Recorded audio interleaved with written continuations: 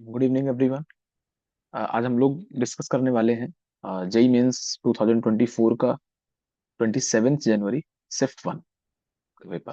ठीक है, और इस तरीके से हम लोग जो भी आपके जितने भी पेपर्स होंगे जेई मेन के, लगातार एक एक करके हम लोग उनको सॉल्व करते रहेंगे। मैं इसका केमिस्ट्री पोर्शन कवर करूंगा। अ, तो हम लोग स्टार्ट करते हैं। ठीक है, थैंक यू। अगर आपके कोई डाउट्स वगैरह रहते हैं तो आप नीचे कमेंट सेक्शन में बता सकते हैं। Let's start. ओके, सबसे पहला जो क्वेश्चन है वो आपका पूछा गया है, A solution of two miscible liquid. Miscible liquid का मतलब होता है कि जो प्रॉपरली, मान लीजिए मैंने कोई एक लिक्विड लिया ए और मैंने एक दूसरा लिक्विड लिया बी, और मैंने इन दोनों को मिक्स करके एक नया सॉल्यूशन बना दिया। तो यहाँ पर एक नए तरीके का इंटरेक्शन फोर्स आएगा और वो ए और बी के बीच का होगा। जबकि अगर आप यहाँ देखेंगे तो ये ए और ए के बीच का इंटरेक्शन है और यहाँ पर बी और बी के बीच का इंटरेक्शन है। आपको ये पूछ रहा है कि it's showing negative deviation from Raoult's law. सबसे पहले देखिएगा आइडियल सॉल्यूशंस क्या होते हैं। आइडियल सॉल्यूशंस वो होते हैं जो राउल्ट्स लॉ को फॉलो करते हैं। राउल्ट्स लॉ क्या होता है, ये बात करता है कि मान लीजिए ये कंटेनर आपका कैसा होगा, क्लोज्ड होगा। तो यहाँ पर कुछ वेपर्स बनेंगी, कुछ ए की वेपर्स होंगी और कुछ बी की। जबकि यहाँ ये नीचे क्या है, आप लिक्विड सॉल्यूशन है, यहाँ पर ये वेपर्स का फॉर्मेशन होगा। This is liquid solution. तो जो वेपर्स बनेंगी, तो partial vapour pressure of A जो होता है P is equal to P nought A X A, और जो partial vapour pressure of B होगा that will be P nought B, PV is equal to P nought B X V. अच्छा, ideal case के case में, ideal के case में हम क्या मानते हैं कि जो पार्शियल प्रेशर्स होते हैं ये इसी तरीके के रहते हैं। ठीक है, ये राउल्ट्स लॉ को फॉलो करता है। लेकिन जब हम और दो नॉन आइडियल सॉल्यूशन में जाते हैं, तो नॉन आइडियल जो सॉल्यूशंस होते हैं आपके, वो दो तरीके के होते हैं। एक होता है non ideal solution of negative deviation, और एक होता है पॉजिटिव डेविएशन, और दूसरा होता है निगेटिव डेविएशन। देखिए, निगेटिव डेविएशन का जो सॉल्यूशन है वो आपका कहाँ से स्टार्ट होता है, कि मान लीजिए हमने ये जो फोर्स, ये दोनों ही राउट्स लॉ को फॉलो नहीं करते हैं, they do not obey the routes law. अगर शुरू में आपके पास जो फोर्स ऑफ अट्रैक्शन थे, निगेटिव क्या बात करता है, ए और ए के बीच का फोर्स ऑफ अट्रैक्शन और बी और बी के बीच का फोर्स ऑफ अट्रैक्शन जो कि पहले था, और बाद में हमारे पास ए बी के बीच का जो फोर्स ऑफ अट्रैक्शन आता है, तो वो ज्यादा होना चाहिए और पहले वाला फोर्स ऑफ अट्रैक्शन कम होना चाहिए। अगर सॉल्यूशन बनने के बाद का अगर फोर्स ऑफ अट्रैक्शन ज्यादा होगा, तो जो मॉलिक्यूल्स हैं वो कहाँ रहना प्रेफर करेंगे, यहाँ सॉल्यूशन बना। तो अगर इसके बीच में फोर्स ऑफ अट्रैक्शन ज्यादा हो जाएगा, एफ ए और बी जो मॉलिक्यूल्स बने, जो नया जो फोर्स ऑफ अट्रैक्शन आया है, तो वेपर्स ऊपर जाना कम प्रेफर करेंगी। अब वेपर्स ऊपर कम बनेंगे, अगर वेपर्स कम बनेंगी तो इसमें जो वेपर प्रेशर होता है वो क्या हो जाता है, कम हो जाता है, P nought A X A. और जो पीवी की वैल्यू हो जाती है वो भी कम हो जाती है, किससे, P nought B x P से, क्योंकि लोग राउट्स लॉ नहीं फॉलो करते। तो वेपर प्रेशर जो है डिक्रीज हो जाता है। अच्छा, अगर किसी लिक्विड के मॉलिक्यूल्स के बीच में फोर्स ऑफ इंट्रैक्शन बढ़ेगा, तो उसका बॉइलिंग पॉइंट क्या हो जाएगा, इंक्रीज कर जाएगा। तो वेपर प्रेशर आपका डिक्रीज करता है और बॉइलिंग पॉइंट इंक्रीज करता है। तो ये आपके पास आंसर हो जाएगा ऑप्शन वन इसका। सेकेंड क्वेश्चन में आपको बोला गया है, the ascending order of OH group of the following. The ascending acidity order आपसे देखिए पूछा गया है यहाँ पर। एसिडिटी ऑर्डर में हमें क्या करना रहता है, कि ये जो हमारे पास H लगा हुआ होता है इसको हम यहाँ से रिमूव कर देते हैं। तो यहाँ से अगर H प्लस बाहर जाता है तो इसके ऊपर माइनस चार्ज आ जाएगा। और ये जो आपका कॉन्जुगेट बेस बचा है इसकी हम लोग स्टेबिलिटी देखते हैं। जितना ज्यादा आपका कॉन्जुगेट स्टेबल होगा, कॉन्जुगेट बेस आपका स्टेबल होगा, उतना ही ज्यादा क्या हो जाएगा, जो ये एसिड होगा वो एसिडिक होगा नेचर में। ठीक है, किसी भी किसी भी एसिड की अगर हमें बेसिक मतलब एसिडिक स्ट्रेंथ अगर निकालनी होती है, तो हम क्या करते हैं, वहां से H प्लस को बाहर निकाल देते हैं और जो आपके पास निगेटिव आयन बचता है हम उसकी स्टेबिलिटी को चेक चेक करते हैं। तो आप ध्यान से देखेंगे, यहाँ ये माइनस चार्ज, यहाँ ये माइनस चार्ज, यहाँ ये माइनस चार्ज, यहाँ ये माइनस चार्ज। किसी भी निगेटिव चार्ज को वो लोग स्टेबलाइज करते हैं, अगर कोई इलेक्ट्रॉन विड्रॉइंग ग्रुप लगा हुआ है तो वो उसको स्टेबलाइज करता है। आप देखेंगे यहाँ पर NO2 ग्रुप लगा है जो कि माइनस एम से इफेक्ट से विड्रॉ करता है, यहाँ पर भी माइनस एम से ये देखिए विड्रॉ करेगा। तो सबसे ज्यादा इस निगेटिव चार्ज को स्टेबिलिटी ई के केस में मिलेगी। देखिए ई हमारे पास सबसे ज्यादा एसिडिक हो गया। आप ऐसे भी करके, अच्छा सभी में ए दिया गया है तो हमें ऐसे नहीं हम चेक कर सकते। अब आगे देख लीजिए, यहाँ पर जो NO2 है ये माइनस एम से विड्रॉ कर रहा है, पैरा पैरा पोजिशन पर लगा हुआ है। यहाँ जो OMe है ये प्लस एम से, इसके पास लोन पेयर होता है और ये प्लस एम से इलेक्ट्रॉन डेंसिटी देता है। तो ये इस निगेटिव चार्ज को बहुत ज्यादा बेकार कर देगा। ठीक है, तो इसे बहुत, ये वाला आपका बहुत खराब एसिड होगा। उसके बाद हमारे पास बचता है ब्यूटेन ब्यूटेनॉल बचता है, ये ब्यूटेनॉल है। तो ये नॉर्मली एक कार्बन की चेन है, मेथ एथ प्रोप ब्यूट, और ओ लगा हुआ है। तो ये जो चेन है वो आपका इंडक्टिव इफेक्ट से प्लस आई से इलेक्ट्रॉन डेंसिटी देता है, थोड़ा सा इलेक्ट्रॉन डेंसिटी देता है, बहुत ज्यादा नहीं देता। तो पहले हमारे पास ई हो जाएगा, देन हमारे पास बी हो जाएगा। तो ई के बाद ए दिया गया है तो ये गलत हो गया, ई के बाद ये हो गया। फिर उसके बाद हमारे पास नॉर्मल जो है वो डी दे रखा है।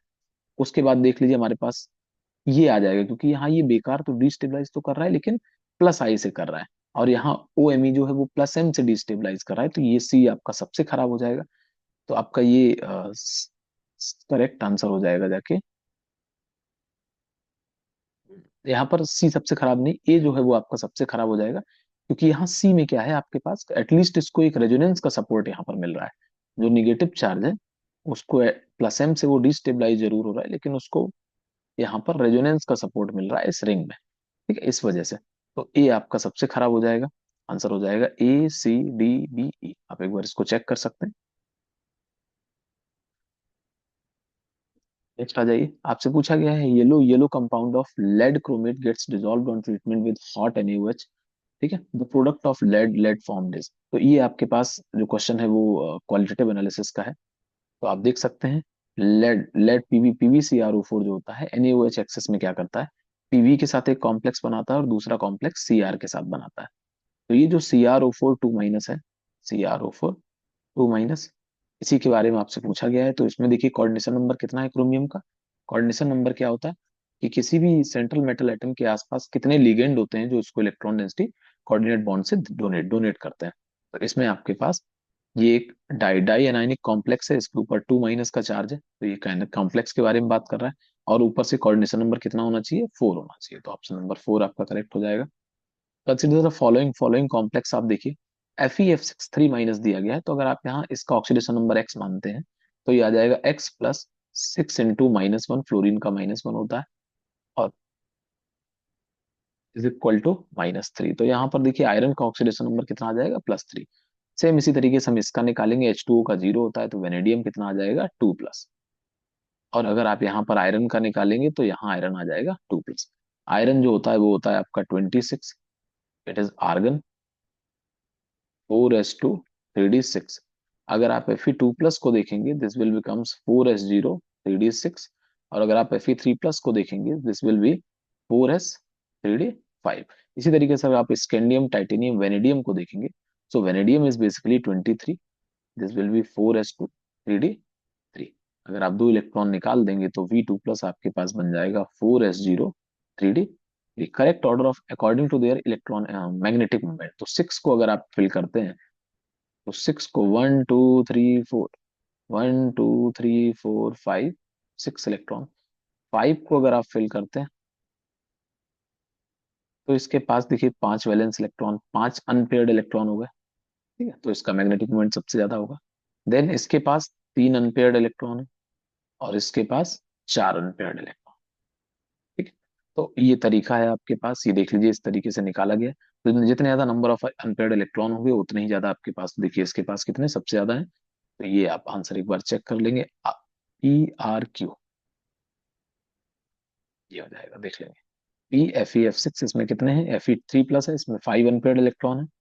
उसके बाद आर, आर में देख लीजिए आप 4 अनपेयर्ड इलेक्ट्रॉन है, और उसके बाद 3 अनपेयर्ड इलेक्ट्रॉन है। ठीक है, इसमें नॉनली मैग्नेटिक मूवमेंट अनपेयर्ड इलेक्ट्रॉन पे डिपेंड करता है। √n/n+2 से हम इसकी वैल्यू भी निकाल सकते हैं। जो मैग्नेटिक मूवमेंट हमारे पास आया है √n/n+2 से आप वैल्यू निकाल सकते हैं। Element which does not show variable oxidation state, इसमें केवल और केवल फ्लोरीन आता है, और फ्लोरीन की केवल और केवल एक ही ऑक्सीडेशन स्टेट होती है, -1। जबकि क्लोरीन आपकी -1 +1 0 +3 +5 +7, ये सभी ऑक्सीडेशन स्टेट ये लोग दिखा सकते हैं अलग अलग कंपाउंड्स में, क्योंकि इन सबके पास वैकेंट डी ऑर्बिटल होता है, और फ्लोरीन के पास एब्सेंट एब्सेंट होता है वैकेंट डी ऑर्बिटल, क्योंकि फ्लोरीन जो है वो एक सेकेंड पीरियड का एलिमेंट है। सेकेंड पीरियड का एलिमेंट है, इसका कॉन्फ़िगरेशन हो जाता है 1s2 2s2 and 2p5। There is no sign of 2d, मतलब डी ऑर्बिटल। अच्छा, डी जो है वो कहाँ से आना, अगर आप क्लोरीन के पास जाएंगे this will B 1s2 2s2 2p6 3s2 3p5। और यहाँ पर 3d जीरो और पड़ा होता है, तो ये वैकेंट डी की वजह से ये अपने एक्स्ट्रा इलेक्ट्रॉन्स को एकोमोडेट कर लेता है डी वैकेंट डी ऑर्बिटल। अगला देख लीजिए, which of the following has highly acidic hydrogen. Highly acidic hydrogen जो होते हैं, अगर आप यहाँ देखेंगे इस हाइड्रोजन को अगर आप निकालेंगे तो यहाँ माइनस चार्ज आएगा। H प्लस को बाहर निकाल के जो कॉन्जुगेट बेस की हम स्टेबिलिटी देखते हैं वो तरीका यूज किया जाता है। ठीक है, तो एक तरफ इसको क्या हो जाएगा, रेजोनेंस का सपोर्ट होगा। अच्छा, ऑप्शन नंबर 2 में भी अगर आप यहाँ से H प्लस को निकालेंगे तो जो माइनस चार्ज आएगा उसको भी एक तरफ रेजोनेंस का सपोर्ट है। लेकिन आप ऑप्शन नंबर सी में देखिए, अगर आप यहाँ से H प्लस को निकालेंगे तो इस निगेटिव चार्ज को दोनों तरफ देखिए रेजोनेंस का सपोर्ट है, तो यही आपका करेक्ट आंसर हो जाएगा नंबर 3। अगला आपसे पूछा गया, which of the following electronic configuration would be associated with the highest magnetic moment. तो मैग्नेटिक मोमेंट हम लोग क्या चेक करते हैं, इसमें हम लोग चेक करते हैं अनपेयर्ड इलेक्ट्रॉन। 1 2 3 4 5 6, 3D6 है तो इसके पास 4 अनपेयर्ड इलेक्ट्रॉन। उसके बाद यहाँ 7 है तो यहाँ एक और हम लोग फिल कर देंगे तो 3 अनपेयर्ड इलेक्ट्रॉन बचेंगे। 5 और 2 7। अच्छा ये देखिए 3D3 हो गया जाके, तो इसके पास भी 3 अनपेयर्ड इलेक्ट्रॉन। और 8 अगर भरेंगे तो 8 इलेक्ट्रॉन्स को आप देखिए कैसे भरेंगे, 1 2 3 4 5 6 7 8। तो आपके पास 2 अनपेयर्ड इलेक्ट्रॉन हो गए। पूछा क्या गया है, हाईएस्ट मैग्नेटिक मोमेंट आपके पास, तो सबसे ज्यादा 4 अनपेयर्ड इलेक्ट्रॉन है, तो ऑप्शन नंबर 1 हो जाएगा। Aqueous solution of ammonium ammonium carbonate, देख लीजिए NH4CO3 और NH4 होल ट्वाइस कर देंगे और CO3। तो बोल रहा है जो एक्वस सॉल्यूशन है अमोनियम अमोनियम कार्बोनेट का, वो कैसा होता है नेचर में, बेसिक बेसिक होता है। और दूसरी बात आपसे बोली गई है acidic and basic nature of salt solution, तो अमोनियम अमोनियम कार्बोनेट में आप देख लेंगे, अमोनियम कार्बोनेट जो है वो आपका पानी में जाने पर डिसोसिएट होता है। The carbonate ion is the conjugate base of weak acid, so it hydrolyse in water. ठीक है, produces hydroxide and making solution basic. Although ammonium ion are conjugate acid of weak base ammonia, the basic nature of carbonate outweighs the acidic nature of ammonium in this case। तो देख लीजिए इसमें क्या समझाने का प्रयास किया गया है कि अगर आप अमोनियम कार्बोनेट को देखेंगे तो जब आप इसे पानी में डालेंगे तो आपको दो आयंस मिलेंगे, NH4 प्लस और CO3 2 माइनस। जब आप इसका अगर आप हाइड्रोलिसिस करेंगे so this will form NH4OH plus H plus. और अगर आप इसका हाइड्रोलिसिस करेंगे so this will form H2CO3 plus OH minus. ये बोल रहा है कि यहाँ से आने वाले जो OH माइनस होते हैं वो क्या करते हैं, वो टेक ओवर कर जाते हैं, उनकी जो संख्या हो जाती है वो ज्यादा हो जाती है विद रिस्पेक्ट टू यहाँ से आने वाले जो H प्लस आयंस होते हैं। तो ये इसको टेक ओवर कर जाते हैं और इसीलिए सॉल्यूशन आपका ओवरऑल कैसा हो जाता है, बेसिक हो जाता है नेचर में। तो उसके बाद दिया गया है acid basic nature of salt solution of weak acid and weak base. देखिए अगर आप वीक एसिड और वीक बेस का मान लीजिए आपने सॉल्ट लिया, जैसे मान लीजिए NH4OH, और दूसरा आपने मान लीजिए ले लिया एसीटेट ले लिया, so this will B CH3 COO NH4। ठीक है, अमोनियम एसीटेट आपने ले लिया। अगर आप इसे पानी में डालेंगे this will form CH3COO minus and this will form NH4 plus, किसमें, एक्वस में। दोनों का देखिए इसमें हाइड्रोलिसिस होता है, CH3COOH बनता है प्लस ये देता है OH माइनस।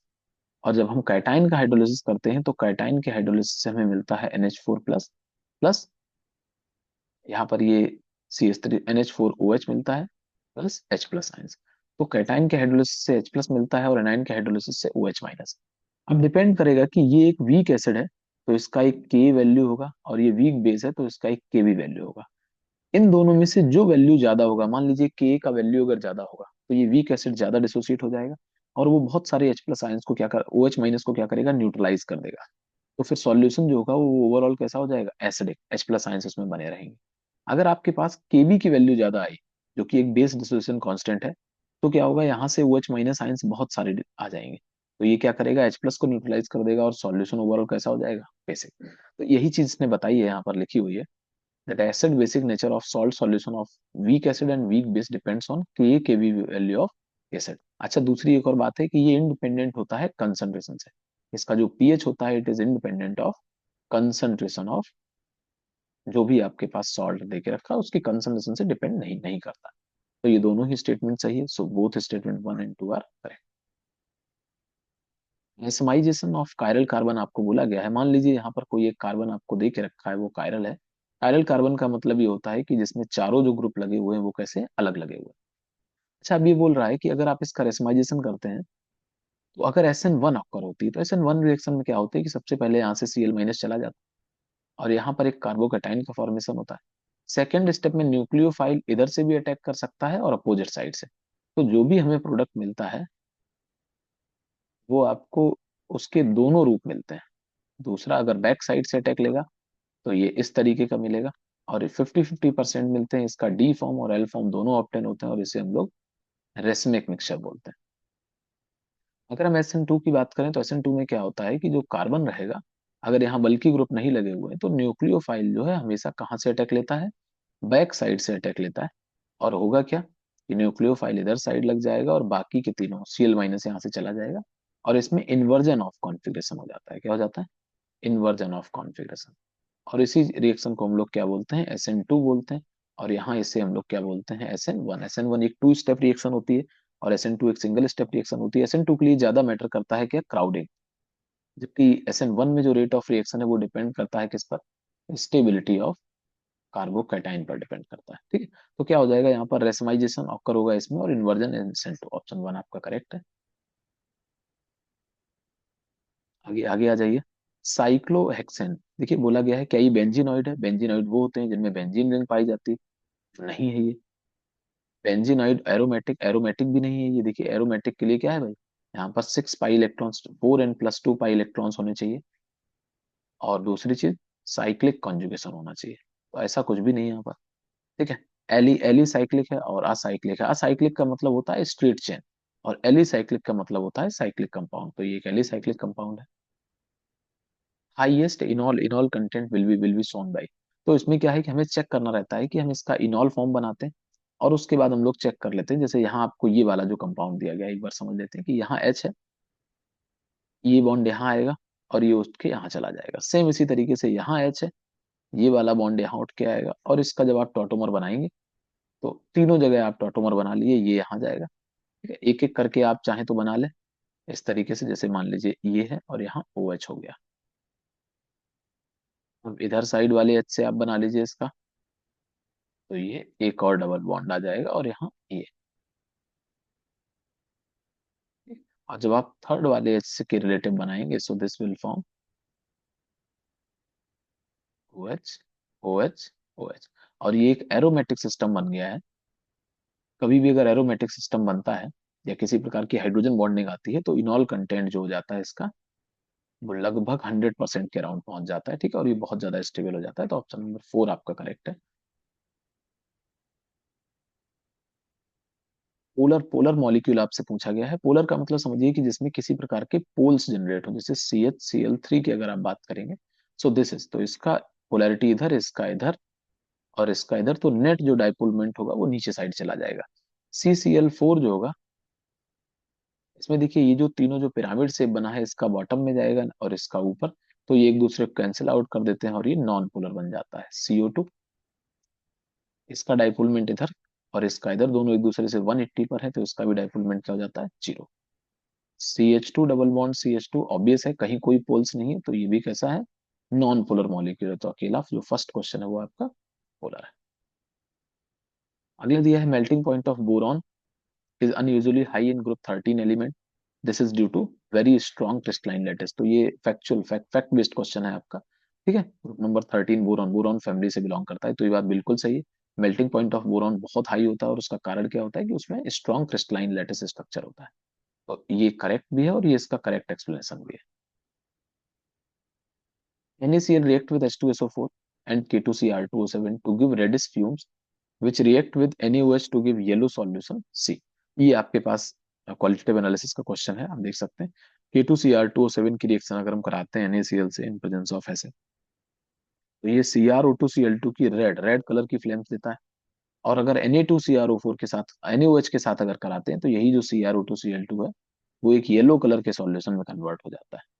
तो आप चेक कर लेंगे, ये CrO2Cl2 and Na2CrO4, option number 3 आपका correct. Two nucleotides are joined by the linkage. तो इसमें आप देख सकते हैं जो पेप्टाइड लिंकेज है, हम लोगों ने ज्यादा पढ़े हुए हैं। फॉस्फोडाइस्टर लिंकेज है और ग्लाइकोसिडिक लिंकेज है। तो ग्लाइकोसिडिक लिंकेज आपके पास जो मोनोसैकेराइड्स होते हैं, जब वो कंबाइन करते हैं तो उनके बीच जो लिंकेज बनता है उसे हम क्या बोलते हैं? Glycosidic linkage. पेप्टाइड लिंकेज जो है वो एमिनो एसिड्स के बीच में बनता है। ठीक है, एमिनो एसिड्स के बीच में बनता है, एमिनो और एसिड के बीच में पानी उड़ जाता है। और ऐसे ही यहाँ पर दो अल्कोहल ग्रुप के बीच में पानी उड़ जाता है, जो भी इनके बीच में लिंकेज होता है वो ग्लाइकोसिलिक होता है। दूसरी बात, जो न्यूक्लियोटाइड्स होते हैं, न्यूक्लियोटाइड्स के बीच का जो आपका बॉन्ड होता है, लिंकेज होता है, उसे हम लोग क्या बोलते हैं, फॉस्फोडाइस्टर लिंकेज बोलते हैं। ठीक है, ये डीएनए वाले पार्ट में आपको दिया हुआ है, तो इसका एक बार रिवीजन कर लेंगे। हालांकि ये पार्ट बहुत ज्यादा इंक्लूडेड नहीं है, बट इससे क्वेश्चन पूछा गया तो आप अटेम्प्ट कर सकते हैं। अच्छा, नियोडाइनियम 60 का तो देख लीजिए। ग्रुप नंबर कैसे आप देख सकते हैं, ग्रुप नंबर 1, पीरियड नंबर 1 शुरू होता है 1 से।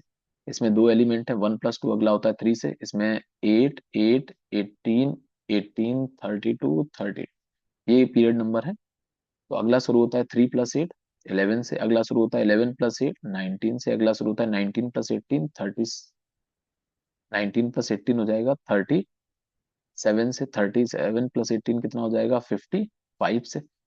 ठीक है, और 55+32 हो जाएगा 87 से। तो ये पीरियड नंबर है। हमारा जो एलिमेंट है 60, वो कहाँ होगा, इस ग्रुप में होगा, इस वाले पीरियड में होगा, सिक्स पीरियड में होगा। तो सिक्स पीरियड में देखिए 55 और 56 जो है ये तो हो जाते हैं एस ब्लॉक के एलिमेंट। यहाँ पर आता है 57, जो कि जिसका नाम है लेंथेनाइड।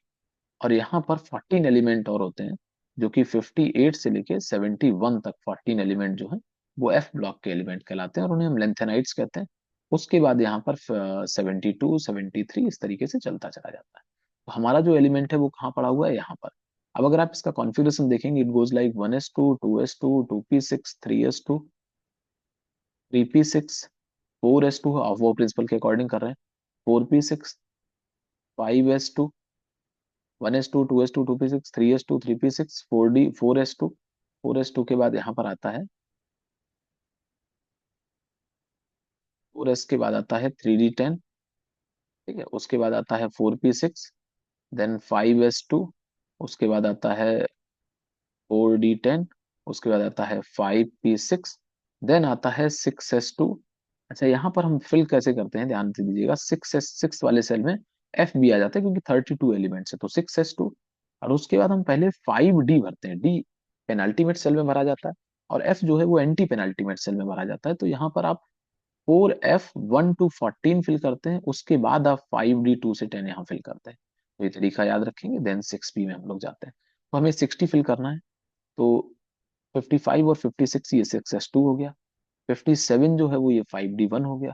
उसके बाद 58, 59 और 60, तो एफ में कितने एलिमेंट्स आ जाएंगे आपके पास, दो और एक। ठीक है, दो यहाँ आ गए, 55, 56 यहाँ आ गए आपके पास। कितना था, चार चार चार इलेक्ट्रॉन बचे टोटल मिला के। तो एक यहाँ चला गया, एक यहाँ चला गया, देख लीजिए।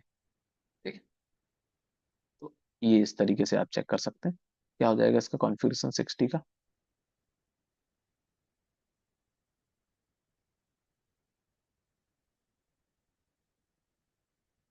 नहीं नहीं, सॉरी सॉरी, हाँ ये है, सही है, ये सही है। देख लीजिए कैसे, एक मिनट, थोड़ा सा मैं, मुझे लगा ये आंसर है, मैं गलत देख गया। देखिएगा कि 55 से ये शुरू होता है, तो 55 और 56 जो एस ब्लॉक के एलिमेंट है वो 6s2 में चलेगा। उसके बाद 57 जो है वो 5d1 में चला गया। उसके बाद आप देखेंगे कितना बचा है यहाँ पर हमारे पास, 5d1 में जाने के बाद 4f14 में 58, 59 और 60 ये चला गया, तो यहाँ पर 4f3 हो जाएगा। अब जो 3 है वो इसमें पाया नहीं जाता है, तो एक इलेक्ट्रॉन जो है इधर से उठ के इधर साइड चला जाता है, and it become 6s2, 4f4। तो ये कॉन्फ़िगरेशन हमें याद करने हैं। डी ब्लॉक के कॉन्फ़िगरेशन एक बार इनको अटेम्प्ट करके देखिएगा, तो आपको ये चीजें याद याद हो जाती हैं। ठीक है, तो ये क्या हो जाएगा answer, it will be 4f4, 6s2। Third answer आपका करेक्ट हो जाएगा। आगे आ जाइए, क्वेश्चन नंबर 17 अगर आप देखेंगे, 17 में आप देखिए इस तरीके से दिया है, तो हमेशा देखिए यहाँ पर एक सब्स्टिट्यूएंट है और यहाँ पर दो सब्स्टिट्यूएंट है, तो नंबरिंग यहीं से शुरू करेंगे। 1, 2, 3, 4, 5 ये हो गया। जहां पर आपके पास ज्यादा नंबर ऑफ सब्स्टिट्यूएंट दिए जाते हैं, या तो आप लोएस्ट सम रूल लगा सकते हैं। देखिए 1+1+3 कितना आ गया, ये 5 आ गया। अगर आप इधर से नंबरिंग करते 1, 2, 3, तो 1+3+3 इट विल बी 7। तो लोएस्ट ये है आपके पास, तो यही नंबरिंग सही, ये गलत हो गई। चलिए नाम लिखना शुरू करिए। 1 पर मिथाइल है, 1 पर एक और मिथाइल है, और 3 पर इथाइल है, तो अल्फाबेटिकली लिखेंगे तो 3 इथाइल हो जाएगा। एंड देन 1,1 डाई मिथाइल हो जाएगा, एंड साइक्लो हेक्साइन। ठीक है, ये इसका तरीका है। तो आप चेक कर सकते हैं, 3 इथाइल, 1,1 ये आ जाएगा आपके पास, बहुत आसान क्वेश्चन था ये। चलिए आगे आ जाते हैं। Paranitrophenol is more acidic then Meta, देख लीजिए उसका बिल्कुल सही है ये स्टेटमेंट। अगर ओ एच आप यहाँ लगाते हैं और NO2 यहाँ लगता है, NO2 OH, अगर आप देखेंगे तो एसिडिक स्ट्रेंथ निकालने का तरीका क्या है कि H+ को यहाँ से निकालिए और यहाँ पर O- बनाइए। ठीक, तो O- आने से क्या हो जाता है कि अब आप देखते हैं कि जो कॉन्जुगेट बेस है इसकी आप स्टेबिलिटी को चेक करते हैं। तो यहाँ पर ये देखिए -M और -I दोनों से विड्रॉ कर रहा है, जब यहाँ पर भी देखिए -I और -M दोनों से इसको विड्रॉ कर रहा है। और यहाँ पर जो पैरा पोजीशन और मेटा जो पोजीशन होती है उसमें केवल और केवल कौन सा इफेक्ट लगता है, -I इफेक्ट लगता है। कोई भी पैरा पोजीशन मेटा पोजीशन पर कभी भी -M जो मेसोमेरिक इफेक्ट है वो आपका अप्लाई नहीं होता है। ठीक है, तो यहाँ पर नो -M, तो ये ध्यान रखेंगे। इस वजह से क्या हो जाएगा, आपको दे के रखा है ये सबसे ज्यादा हो जाता है एसिडिक स्ट्रेंथ का order, then second, then third हो जाता है। ठीक है, तो स्टेटमेंट 1 आपका ट्रू है। उसके बाद बोला है ethanol will give immediate turbidity with Lucas reagent. Lucas reagent आपका क्या होता है, ZnCl2 प्लस HCl। और ये क्या करता है, ये SN1 पाथ से रिएक्शन करता है। ROH की रिएक्शन जब आप लुकास रिएजेंट से कराते हैं तो ये RCl बना देता है in presence of ZnCl2 over HCl। अगर ये SN1 पाथ से अगर जा रहा है तो SN1 के लिए 3 डिग्री का रेट सबसे ज्यादा होता है, देन 2 डिग्री, और 1 डिग्री के लिए ना के बराबर होती है। तो अगर ये अल्कोहल 3 डिग्री अल्कोहल होगा, 3 डिग्री अल्कोहल होगा तो तुरंत टर्बिडिटी आ जाएगी, इंस्टेंट आ जाएगी। ठीक है, टर्बिडिटी आती है इस एल्काइल हैलाइड की वजह से। अगर 2 डिग्री होगा तो 5 से 10 मिनट लगेंगे, और अगर 1 डिग्री होगा ये यार तो बहुत ज्यादा समय लग जाएगा, या हो सकता है हमें उसको हीट करना पड़ जाए। तो एथेनॉल जो है इट इज C2H5OH, और ये एक 1 डिग्री कार्बन है, तो 1 डिग्री कार्बन है तो इसकी टर्बिडिटी नहीं आएगी ना के बराबर, तो ये सेंटेंस आपका गलत हो गया। ठीक है, आपका आंसर क्या सही हो जाएगा, स्टेटमेंट 1 इज ट्रू है बट स्टेटमेंट 2 इज फॉल्स। उसके बाद आ जाइए, which of the following is strongest Brønsted base. तो देखिएगा बेस वो होते हैं जिनके हम क्या चेक करते हैं, लोन पेयर डोनेशन टेंडेंसी।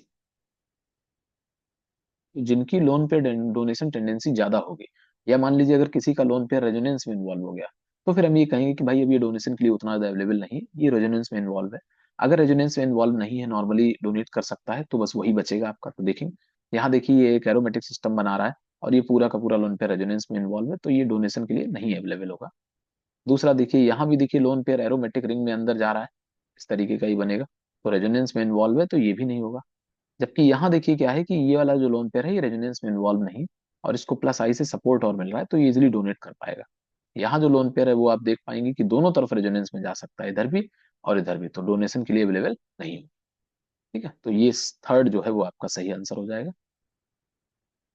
बोला गया है 4 and 5 F series elements are placed separately in periodic table to preserve the principle of classification. दूसरा बोला गया है s block element can be found in pure form of nature. देखिएगा s block element जो है, मान लीजिए जैसे लिथियम हो गया, सोडियम हो गया, ये आप नॉर्मली देख सकते हैं कि ये लोग नहीं नहीं पाए जा सकते, ये हमेशा कंबाइंड स्टेट में पाए जाते हैं। MgCl2 हो गया, देख लीजिए, तो इनको ये तो गलत बात हो गई बिल्कुल आपकी। फर्स्ट वाला जो बात है वो आपका सही है कि भाई एफ ब्लॉक को थोड़ा सा, अगर एफ ब्लॉक के एलिमेंट हम रखते तो हमें दिक्कत बहुत ज्यादा होती, तो पीरियोडिक टेबल को सही से बनाने के लिए स्टेटमेंट 1 जो है 4F5D सीरीज को सेपरेटली प्लेस किया गया है। ठीक है, प्रिजर्व द क्लासिफिकेशन जो हमारा है वो सही रहे, तो 1 is true but second is false. Option number 2 आपका करेक्ट हो जाएगा। ठीक है, बाकी के इंटीजर का जो पार्ट है वो आपके सेकंड वीडियो में मिलेगा। अभी के लिए इतना ही, थैंक यू।